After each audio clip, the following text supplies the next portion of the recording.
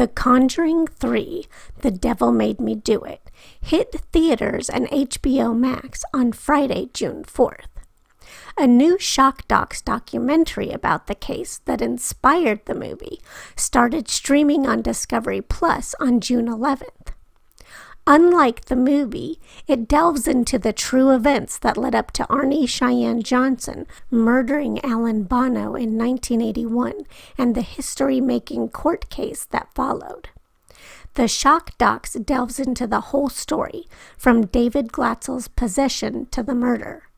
It presents never-before-seen interviews with the family, Ed and Lorraine Warren, Johnson's defense lawyer, and local police. Among those interviewed is writer, historian, and legend tripper extraordinaire Jeff Belanger. And in a great twist of fate, I also got to interview him and ask some questions I had after watching the Shock Docs about the Devil Made Me Do It case. The biggest one being, why was Ed Warren so invested in seeing the devil put on trial? Jeff's answer was enlightening on many levels. Before we get to that, though, here's the trailer for the Shock Docs, The Devil Made Me Do It, courtesy of Discovery Plus. I knew the devil existed. I didn't think it could ever manifest like that. I wanted to protect him, and that's when I challenged the demon. We knew there was going to be a tragedy. On February 16th, 1981, a violent murder took place that just rocked this town to the core.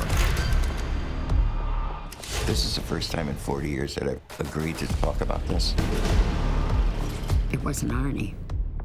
I know it wasn't Arne. I believe by threatening these demons, they took charge and did what they did. This became known as the Devil Made Me Do It case. His defense was going to be demonic possession.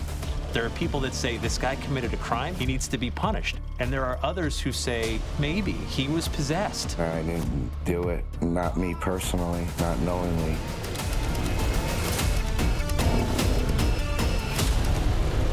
Are we dancing with the devil here?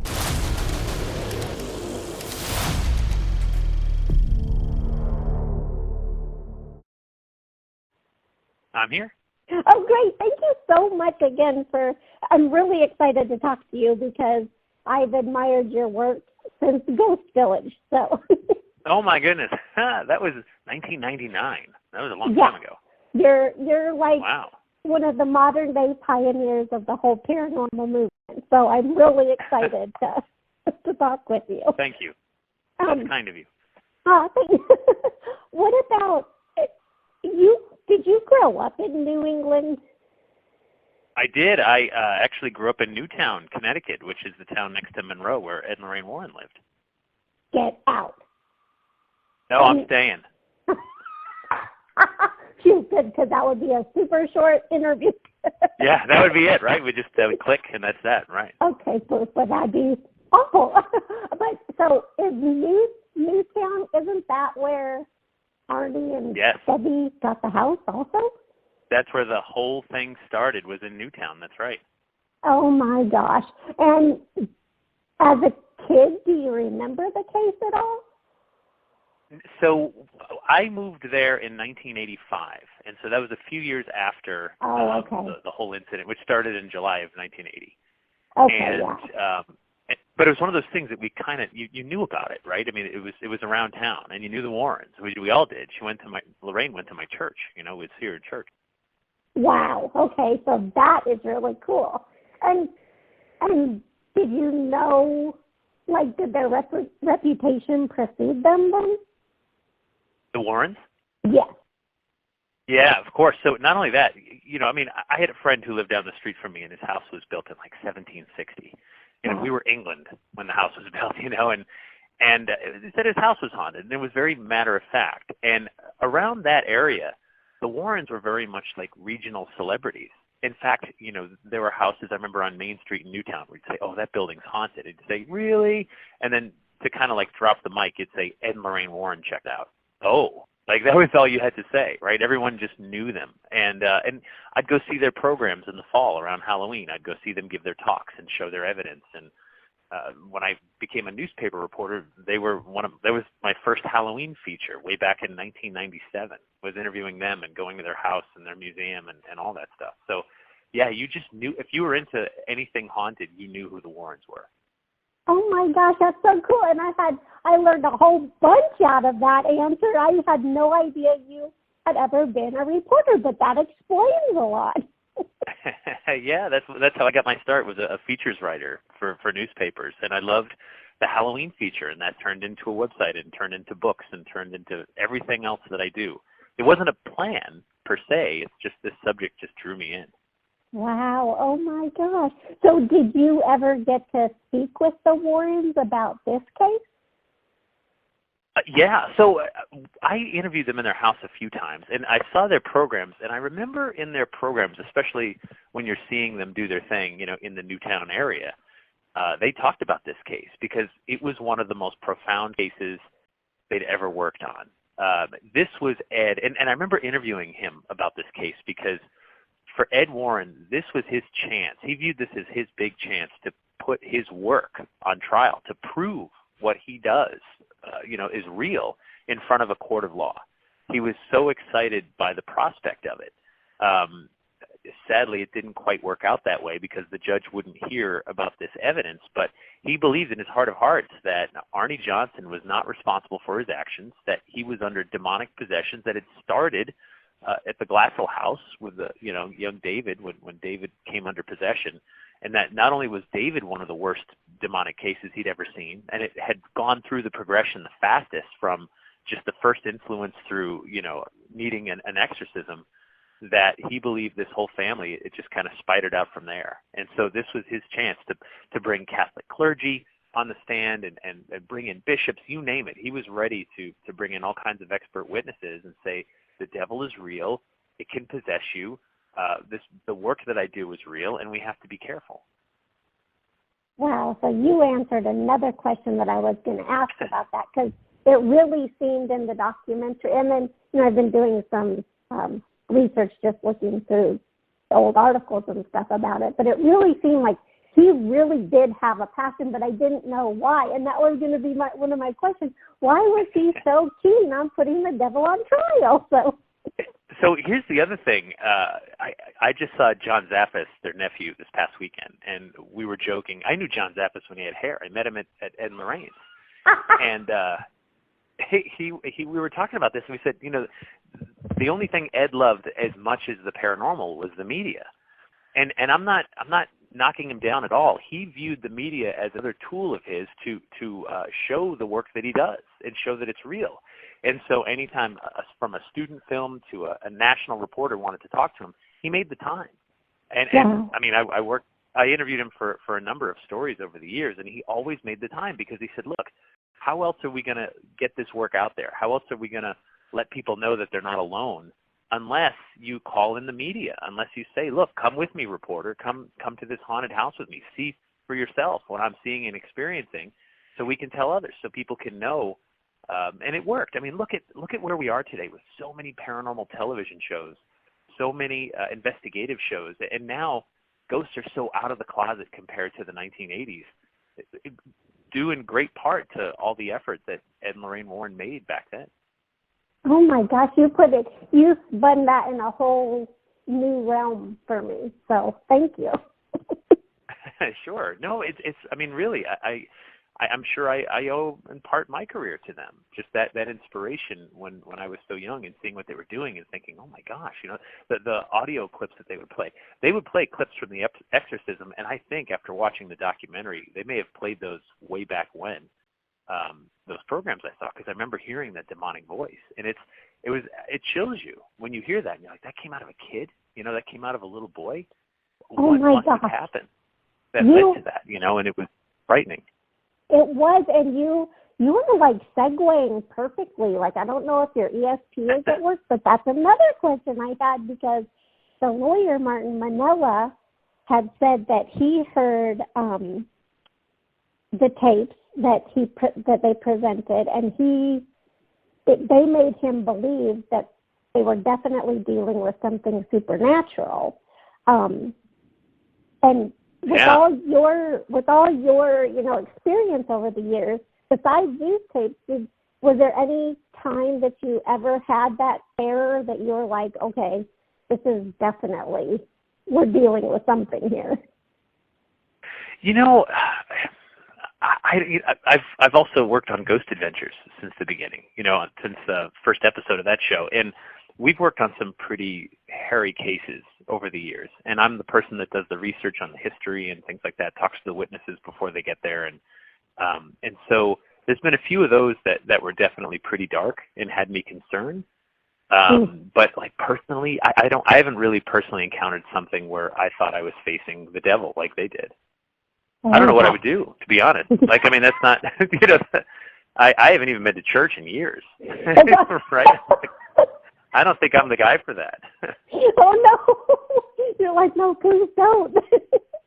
Yeah, maybe that would get me back.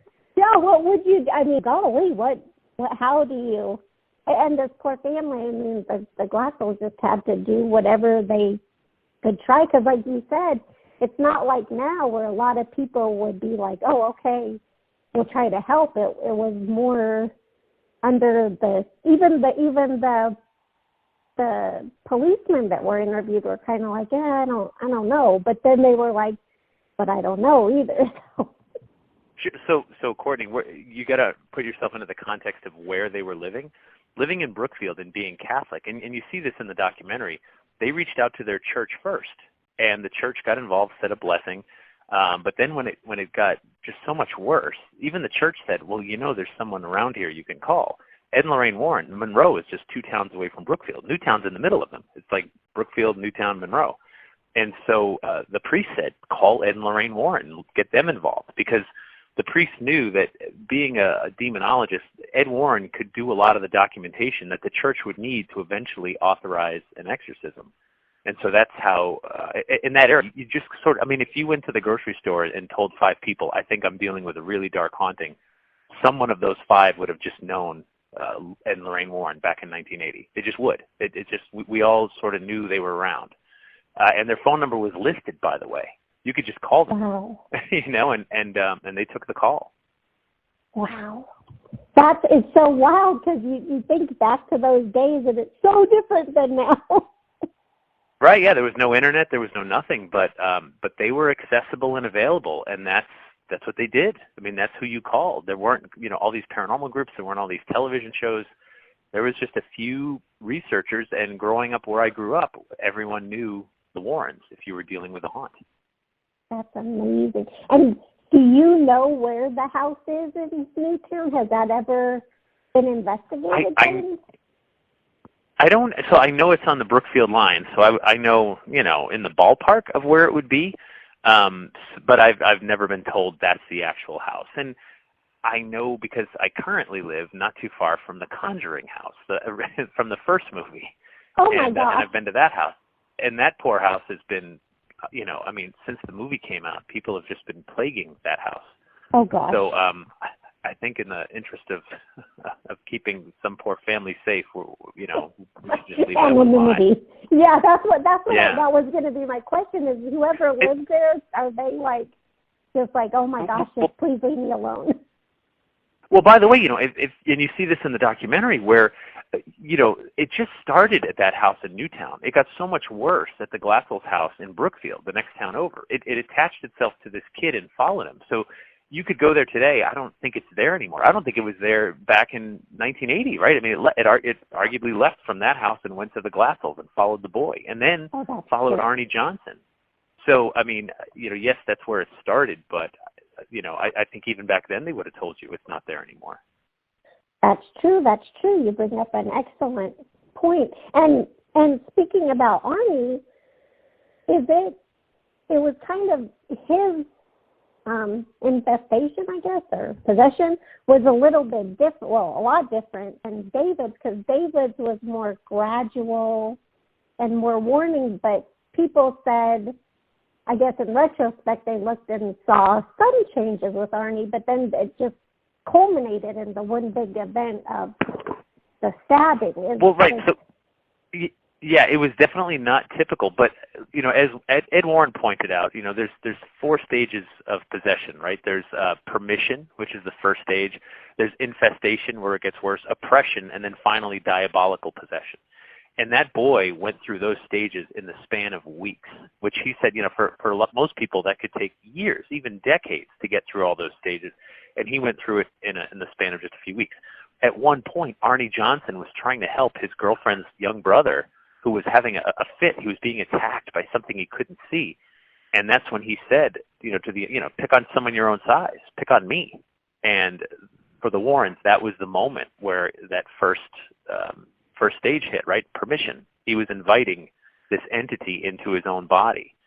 And that's where it remained quiet. And then it just, according to Arne, reared itself when the murder happened. Such a bad, it was just like, uh-oh. And I'm not even, religious, but I'm like, I don't think I would do that. No, but I get it, right? If someone you care about, you're living with this family, and this young, innocent boy is being attacked. And tormented. When you see any child being attacked, I don't care who you are, you jump in. You jump in and you try to help, and you do anything you possibly can. I completely understand what he did and why he did, and I couldn't say I wouldn't have done the same thing. Yeah, and you bring up a good point. Like, we can watch it and say, oh, I would never do that. But you're right. If you're in the heat of the moment, who knows what you'll do? Right. If you messed with my kid, forget it. Right. Yeah. I wouldn't try. Yeah. Exactly. And so that's the power. And fear too. When you're afraid, you're not really making cerebral decisions. You're just going with your gut instinct, and it's fight or flight. And these folks were scared all the time. Yeah, and that would weigh on you, because it sounds like they weren't getting a lot of sleep and stuff either. So, right. They had just a lot of problems. And then I really found did you know that they were going to end the documentary with your words? No, I did not. I was glad to be part of it. I think they did an amazing job, and everybody can see it on Discovery Plus, of course. And but no, I didn't know. I just answered the questions as best I could, and I think they did a great job piecing it together. Yeah, because I really liked how you said, it will probably happen again, and maybe the devil's going to get his day in court. Are you kind of surprised that it took until 1981 for the devil defense to even be used? Well, the last time it was used was 1692 in Salem, Massachusetts, and it didn't go so well. Yeah. It was after that they said spectral evidence would no longer be allowed in court. And keep in mind that was England, and it spread, not only across this country, this land, but England as well. And I think the judge ultimately made the right call. That was not the forum to have that debate. A man was murdered, and someone had to be punished for it. That's awesome. I love that, because that was one thing when I was watching, and there was a lot of stuff. So you have definitely answered all of that, which is great, because I was like, what? I don't understand this, but now you've put it in a different context, so thank you. Hi, Courtney. Sorry to interrupt. We just have time for one more question. Okay, doke. I will just end with, do you have anything else coming up, Jeff, where people can catch you? Yeah, no, I'm excited about this documentary. I've been part of a few of them now. I think 4 of the shock docs, and they're all great. And this one is really, it's scary and really takes you into the case. So very excited about that. And I'm still writing books, still podcasting. My New England Legends podcast is every week, and still out there looking for things that bump in the night. Oh, awesome. Well, thank you so much for your time. Thank you. Bye-bye. All right, take care, Courtney.